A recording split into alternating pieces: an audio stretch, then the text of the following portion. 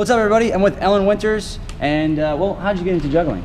My parents gave me the Klutz book of juggling when I was 11, and I spent 3 days throwing and dropping in the backyard, and then I could juggle. Wow. But cool. Yeah, it wasn't until I learned how to pass about 10 years later that I really got into it. Okay. Now you have a partner. His name's Galen. You guys do a show together. Yes. Okay. And what's it like working as a partner? It's very challenging. Yeah. I think that it's really nice that he and I contrast in ways that complement each other. Right. But it's also, kind of an interesting balance when we have fairly opposite ways of learning. And it's, I would say that one of the best parts of working with a partner is that aesthetically what we come up with is not what I would have come up with or what he would have come up with. It's where our two tastes intersect. And so we create this whole other thing outside of ourselves that never would have happened with just one component or the other. Yeah. So how many hours do you practice? We practice at least 5 days a week. We get together about 6 hours a day. Most of the time that's all practice, but sometimes there's business stuff or writing and then now most of this is what? Is picking sand up and throwing it out of the ball and getting sand in your eyes? Because that was an awesome act. Thank I you. love that. So they pretty much paint with sand and it's inside the props, and at the end they have this beautiful picture, and then you guys erase it? Yes. That's wild. We wanted to create a piece of art with juggling that would reflect the nature of juggling, which is only beautiful as you are putting energy and attention into it. And Very then when cool. the moment's done, it's done. And so we wanted the image we created to disappear as well and reflect the sort of transient Very nature cool. of juggling. So, That's awesome. yeah. As far as practicing, we don't need practice with sand terribly often. We do have to do some sort of R&D when we want to put new tricks in to figure out the worst thing you can do with a sand prop is have it stop suddenly near your face, because it's like the same concept, Russian ball, the object stops and then what's inside stops. Well, that can cause a shooting stream of sand. And so generally we only practice with sand when we're incorporating new tricks and trying to figure out how, if they will be performable with sand or if they'll be, But yeah, practice, we do, we generally run down all the tricks we have in our show and kind of keep touch base with those daily, and then generally we'll have a period of time where we'll play with improv or work with prey shocks trying to develop new patterns. And You've been doing a lot of mixed props. What's that like? Mixed props are great. Wow. Yeah, mixed props are, they really allow you to see the patterns within patterns. And so it's like a different way of looking at the patterns that, we've been familiar with for years and years. We see new sides of them. Do you feel like you use these props because it connected more with the audience to see a visual with the ball in the club instead of in a ring or in a ball? You would get more connection from the audience that way? I think that people who are not used to juggling find it very surprising and novel to see all the objects together. And people who are used to watching juggling, the mixed props take them outside of their normal vocabulary a little bit. It's, automatically as a juggler, seeing an act in our head, we have a running dialogue of, oh, that's a 7 club 2 count with these tricks thrown in.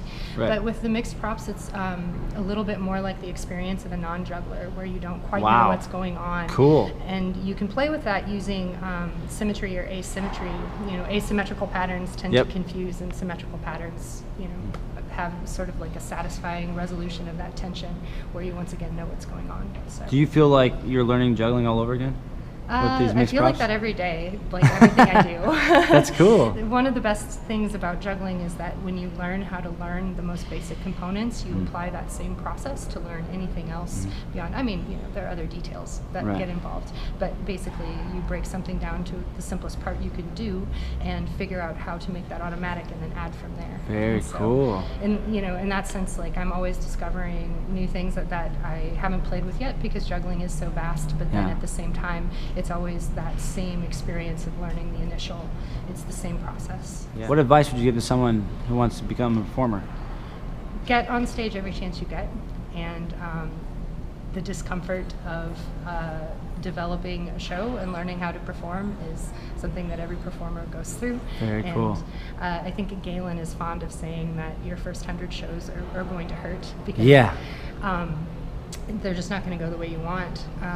I'm also really fond of the Ira Glass quote, which I will have to paraphrase. I can't say Go for it it. exactly, but basically he says, artists become artists because they like good art, which probably means they have good taste. But producing good art takes practice and time and refinement, and you don't start out from there. And so one of the major hurdles in becoming an artist is to get over the fact that when you start out, you're not going to be able to make something up to your own standards, and to just be brave and put it out there anyway and continue to experiment. Very cool.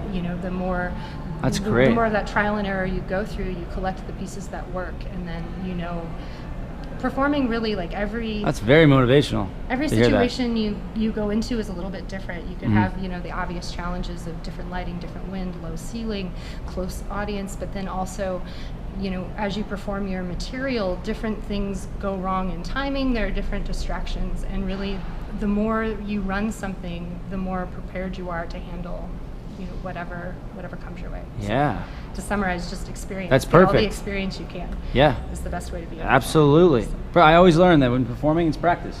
Yes. It's the best practice is performing. Yeah. What has performing given back to you? What's the gift that's given back to you?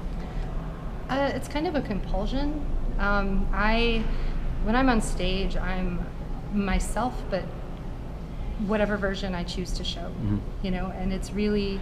It's kind of addictive. Yeah. I don't know that I can say exactly what it's given to me, but I can say that I don't think I'm able to stop, because whether or not I can put into words the exact thing that I get from it, I have a need to continue participating in that. And so that's cool. I mean, I feel one thing, I like it seeing a woman juggling.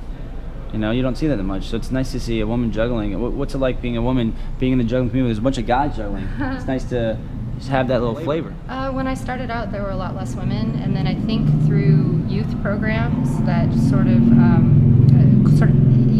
even the playing field a little bit. Yeah. It became seen as less of a guy's thing. Sometimes I feel like I'm treated differently because I'm a woman. Not in a bad sense. I just feel like, oh yeah, she's great. But sometimes I feel like I'm not being held to the same standard as the guys. And so if there's anything I would change, it's that. But I think more and more women are becoming involved in juggling, especially in the European community. And Very cool. I'm not super familiar with the South American community, but I have seen some amazing, like La Flaca, and there's some amazing female performers. So if you like juggling, get out there and juggle. Especially you girls, have fun. Women, enjoy it. It's for everyone. It is for everyone. That is the best thing. If you're a person who likes to spend time by yourself or with other people, juggling allows for both of that. If you feel it's a competitive and cooperative sport, there are skill toys. I do feel like it's infinite, and whatever you're interested in, you can find a way Absolutely. to make juggling go in that direction. Yep. There's always something to learn, and no matter what you're looking for, there's a way that you can make juggling fit. Well, you and Galen definitely have a unique way of going a different route, for sure. And I like that. It admires me. I mean, I even think it's cool that you guys have Galen and Ellen. Galen, Ellen. Very cool. It's great. It's a great combination. Even your names sound the same. When we started performing, I changed my name to Ella for that reason. I was like, oh, we're a little rhyming. It's Ella. Well, I took that as a performing name for a while, and then I just realized, You like Ellen? I do prefer Ellen. Yeah. Initially, the rhyming thing was, I thought it was a bad thing, but it's kind of fun. Sounds It's easier cool. to remember. Ellen and Galen. Yes, exactly. You say one, Works and perfect. both of us turn around. And Oh, yeah, Galen, Ellen. Actually, my sister's name is Gretchen. Okay. And so we had that same problem growing up. We would hear our parents yell from the bottom of the Gretchen, stairs. Ellen. And get down here. And it's like, well, what did you do? Okay. What did you do? There you go. Maybe I'll go. Cool. One last word you want to put in with performing and why you do it and why you love doing juggling?